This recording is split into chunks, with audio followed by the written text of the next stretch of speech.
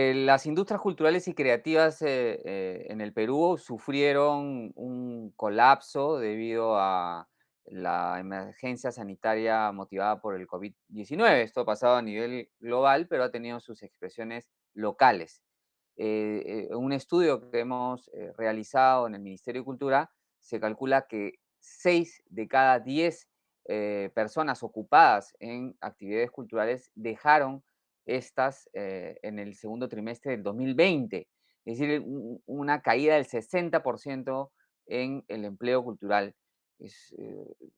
digamos, un cataclismo que sin duda todavía tiene consecuencias, ¿no? A pesar de que haya habido un proceso de recuperación, en la actualidad se han flexibilizado todas las medidas de restricción de la presencialidad, están existiendo conciertos, actividades de artes escénicas y también exposiciones. Sin embargo, eso todavía no tiene la misma fluidez de la que existía antes y por supuesto ha habido casos de músicos que han tenido que vender sus instrumentos, entonces están en el proceso de recapitalización, ¿no? De tener otra vez los bienes de capital que les va a permitir dar continuidad a sus labores cotidianas, ¿no? Y bueno, como ha pasado en otras partes del mundo, en el Reino Unido la mayor afectación se concentró en las artes escénicas, artes visuales y la música. Lo mismo ha pasado en el Perú, son esos sectores los que más pidieron apoyos económicos, que fueron los subsidios entregados por el Ministerio de Cultura para fomentar la reactivación. Aparte de ellos, es importante destacar que sí ha habido otras actividades que no se vieron tan afectadas, como también ha pasado a nivel mundial, como es el caso de los videojuegos y la animación, ¿no? Y esto se debe a que son actividades productivas o se consumen en el hogar o se realizan a distancia, ¿no? Entonces, no han detenido o incluso han tenido un incremento, podemos identificar en el caso de videojuegos, un aumento, no solamente a nivel del consumo, sino también de la frecuencia, ¿no? Ha crecido más de 5% el consumo diario, semanal de videojuegos. Entonces, claro, no es la misma velocidad, no se da, no, siempre hay que ver los detalles porque no es que hay un bloque homogéneo en las industrias culturales y creativas. La emergencia sanitaria ha tenido efectos diferenciados, pero todavía estamos pues en un proceso de recuperación y por eso es que el Ministerio de Cultura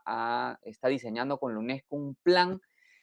para recuperar las industrias culturales y artes de acá al 2030, ¿no? Sabiendo que la Academia Británica hizo un estudio que calculó que los efectos del COVID-19 iban a motivar consecuencias, un alcance, mejor dicho, de hasta una década. Entonces hemos entrado a la década COVID, aunque parezca que estemos en una mejora o regresando a la antigua normalidad, eso todavía tiene mucho que ser modificado, transformado para realmente tener ecosistemas creativos sostenibles. Creo que el contexto de las industrias culturales y creativas en Colombia es un contexto complejo pero promisorio. Complejo en el sentido que acabamos de pasar por una pandemia que ha afectado gravemente al sector. Creo que en todo el mundo ha sucedido lo mismo y es la dificultad de pasos de circulación y de literalmente poder seguir generando productos y servicios, pero creo que hay una coyuntura muy interesante, primero, de priorización de estos sectores y de estas industrias dentro de la economía del país. Creo que por primera vez en muchos años hay un entendimiento de la importancia que estos sectores representan en términos de su aporte al desarrollo social y económico del país, y específicamente hay una coyuntura interesante en cuanto a políticas públicas encaminadas a la generación de nuevas fuentes de ingresos para estos sectores vía mecanismos, por ejemplo, el que maneja COCREA, de beneficio tributario. ¿Esto qué implicaciones tiene en la práctica para el sector cultural y creativo? Creo que es un fenómeno que no es solo común a Colombia y es los sectores culturales se han financiado tradicionalmente a través de recursos públicos, es decir, convocatorias, estímulos, subsidios a la creación a través del Ministerio de Cultura, de las diferentes secretarías de cultura regionales y locales,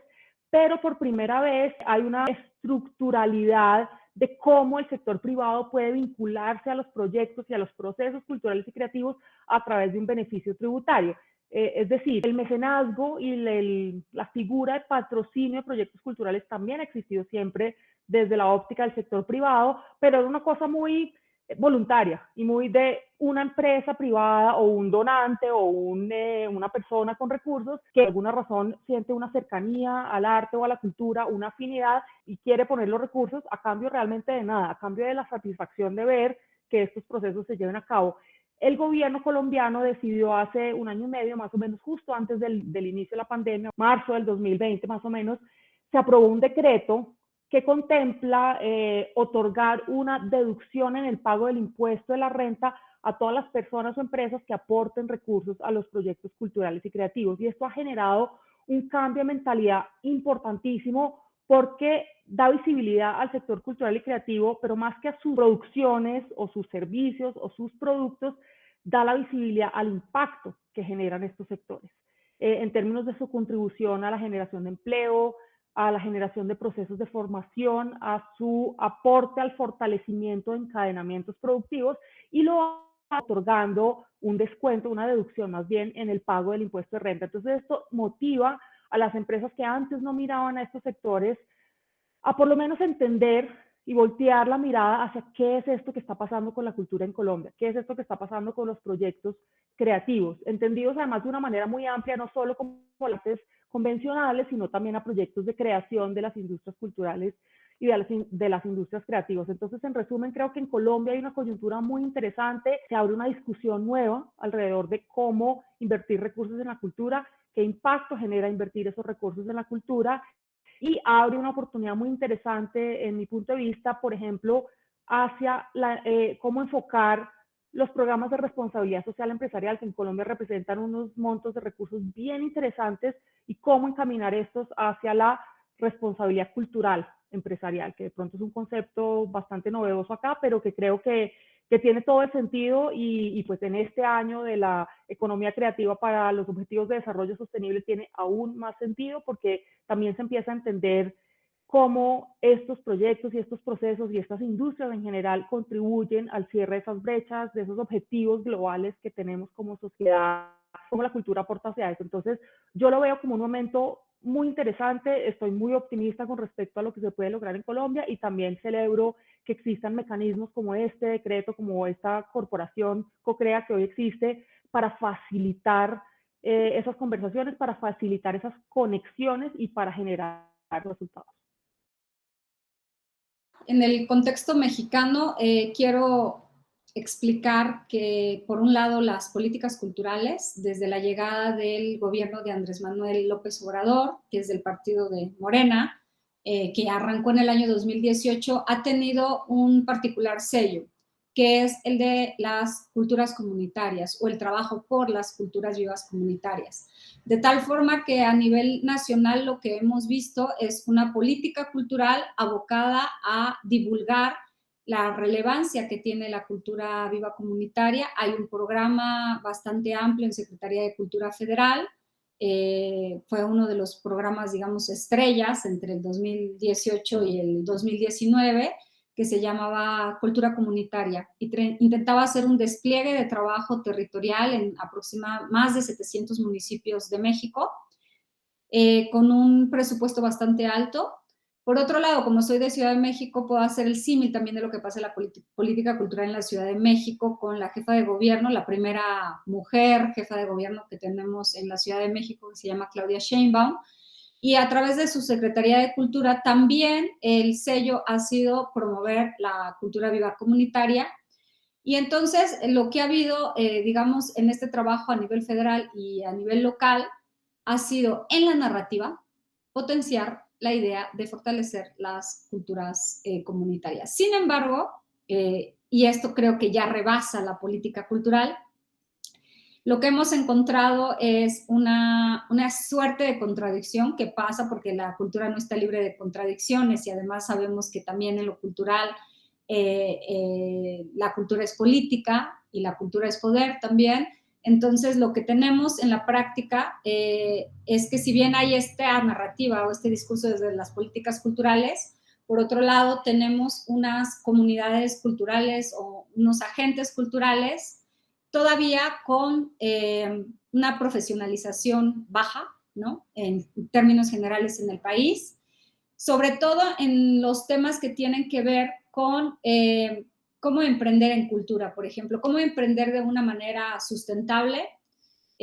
mantener estándares de innovación, estándares de profesionalismo, pero sobre todo de sustentabilidad. Creo que es uno de los retos que se observan también en América Latina con la gestión cultural. Es difícil encontrar casos de emprendimientos culturales o de gestoría cultural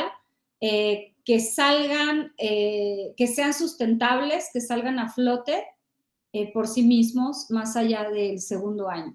Por lo tanto, lo que tenemos es una narrativa muy relevante en torno a la cultura comunitaria, pero con poca perspectiva o con poco financiamiento para el fortalecimiento de las mismas. Y entonces lo que tenemos es, desde mi punto de vista, una especie de desconexión entre las políticas culturales y lo que realmente se necesita trabajar en términos de formación para las ciudadanías culturales.